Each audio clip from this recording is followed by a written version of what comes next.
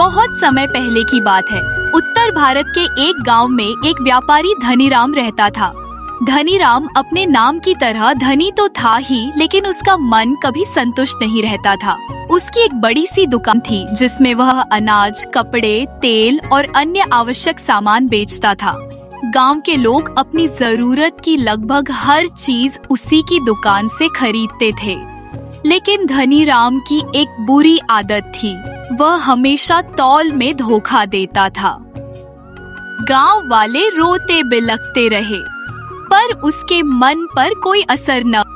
उधार तो बस अमीरों को मिलता है, तुम्हारे लिए कोई उधार नहीं है, जाओ यहाँ से। धीरे धीरे गांव में उसकी बदनामी फैल गई, पर धनीराम को इसकी कोई परवाह नहीं थी। फिर कुछ ही समय में गांव में अकाल पड़ गया। खेत सूख गए, कुओं का पानी भी सूखने लगा।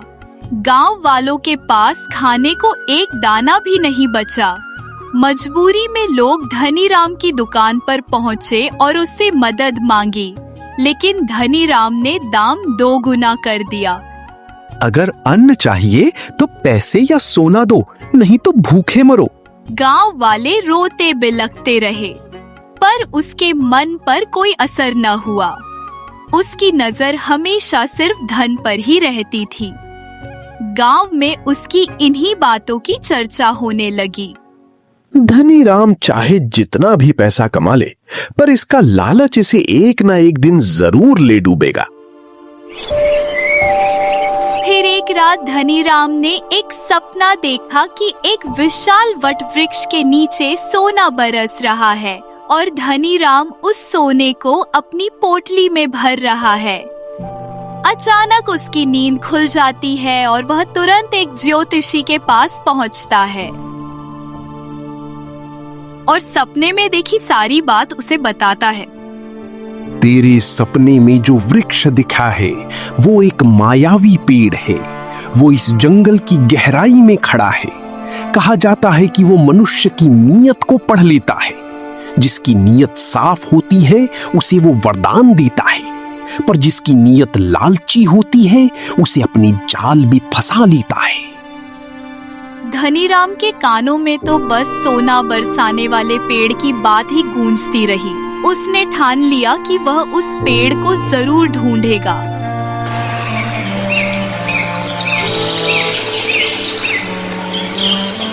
कुछ दिनों बाद धनीराम ने अपने पास एक पोटली रखी और अकेला ही जंगल की ओर चल दिया।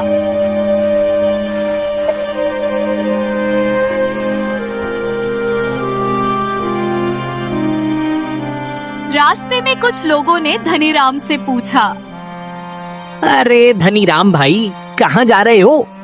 धनीराम ने हंसकर कहा, सोना कमाने जा रहा हूँ। जब लौटूंगा तो इतना अमीर होकर आऊंगा कि मेरा नाम चारों दिशाओं में होगा। इतना कहकर धनीराम जंगल में आगे बढ़ने लगा। चारों तरफ अद्भुत पेड़ पौधे थे, मानो वह किसी अलग ही दुनिया में आ गया हो। तभी धनीराम को एक पेड़ दिखता है, वही पेड़ जो उसने अपने सपने में देखा था। वह पूरा सोने का बना था, उसके पत्ते भी चमचमाते सोने के थे। यह देखकर धनीराम हैरान हो गया, पर उसका लालच जरा भी कम नहीं हुआ। उसने सोचा, अगर मैं इस पेड़ को काट दूं तो सारा सोना मेरा हो जाएगा। फिर मैं पूरे गांव का सबसे अमीर सेठ बन जाऊंगा और चारों तरफ मेरे ही चर्चे होंगे। वह कुल्हाड़ी लेकर पेड़ काटने ही वाला था, तभी एक आवाज आई, मनुष्य, तू कौन है और मेरे पास क्यों आया है? धनीराम कांप गया। उसका दिल तेजी से धड़कने लगा, पर तुरंत ही उसने अपने आप को संभाला। ये पेड़ तो मायावी है, अब मेरी किस्मत बदल जाएगी। हे वृक्ष, मैं एक गरीब व्यापारी हूँ, मेरे पास खाने तक को कुछ नहीं है। अगर तुम सचमुच मायावी हो तो मुझे सोना दो। फिर कुछ देर के लिए वातावरण शांत सा हो गया। तभी पेड़ बोला, मनुष्य, तेरे शब्द झूठे हैं। तेरे पास सब कुछ है, पर तेरा दिल लालच से भरा है। फिर भी तुझे तेरी इच्छा मिलेगी। अचानक पेड़ के नीचे से धरती लगी। चमकती रोशनी के बीच से एक बड़ा घड़ा प्रकट हुआ जिसमें सोने के चमकते हुए सिक्के भरे थे। यह देखकर धनीराम खुशी से उछल पड़ा। अब मैं दुनिया का सबसे अमीर आदमी बन जाऊंगा। चारों तरफ मेरा नाम होगा और मेरा ही बोलबाला चलेगा।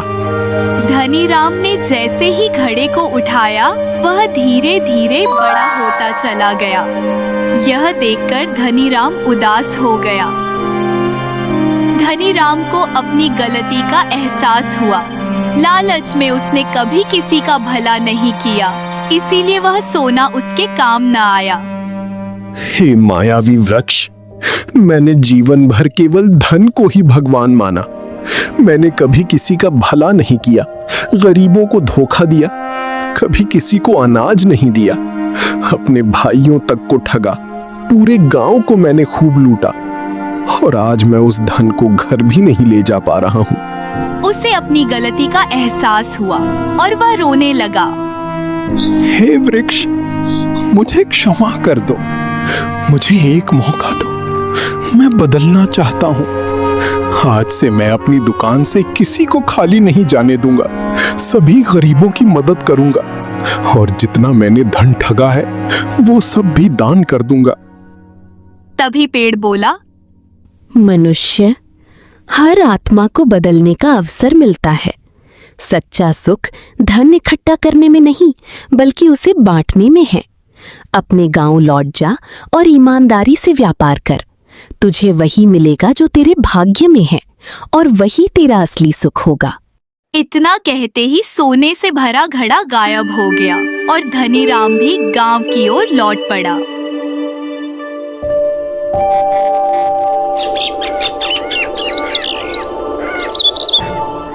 चलते चलते वह दुखी मन से गांव में पहुंचा तो गांव वालों ने पूछा, अरे धनीराम भाई, ऐसे उदास उदास क्यों चले आ रही हो?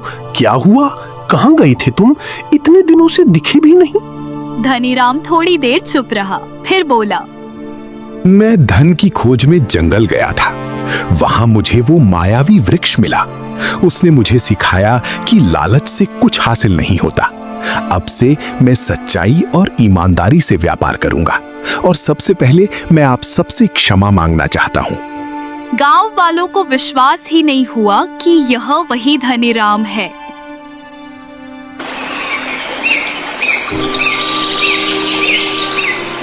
अगले ही दिन उसने अपनी दुकान पर तख्ती लगाई, सही मोल सही दाम। अब वह गरीबों को उधार भी देने लगा और कहता, जितना हो सके उतना चुका देना, बाकी मेरी तरफ से। अनाज तौलते समय वह अब अधिक से अधिक देता। बीमार और मजदूरों को वह दवा और अनाज मुफ्त देने लगा।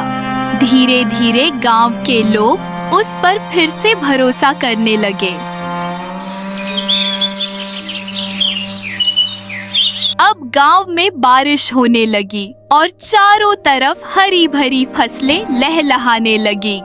लोगों ने देखा, इस बार धनीराम ने सबसे ज्यादा धन मंदिर में दान किया।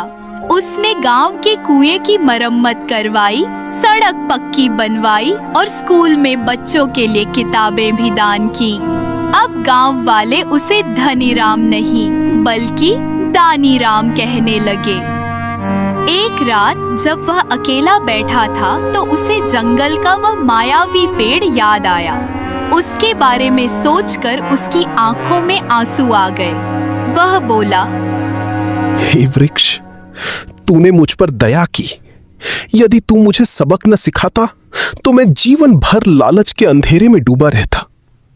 अब मैं समझ गया हूं, असली धन सोना नहीं बल्कि लोगों का विश्वास और दुआएं हैं। उसने प्रण लिया कि जीवन के शेष दिन वह केवल लोगों की सेवा और भलाई में लगाएगा। समय बदला। धनीराम के कारण गांव की हालत बदल गई। अब कोई गरीब भूखा नहीं रहता, बच्चे शिक्षा पाने लगे। गांव की चौपाल पर बुजुर्ग कहते, देखो, यही मायावी वृक्ष का असर है। वो पेड़ किसी को सोना नहीं देता। धनीराम का जीवन अंत तक शांति और संतोष से गुजरा। उसकी पहचान अब एक लालची व्यापारी की नहीं, बल्कि एक दानी और ईमानदार इंसान की थी।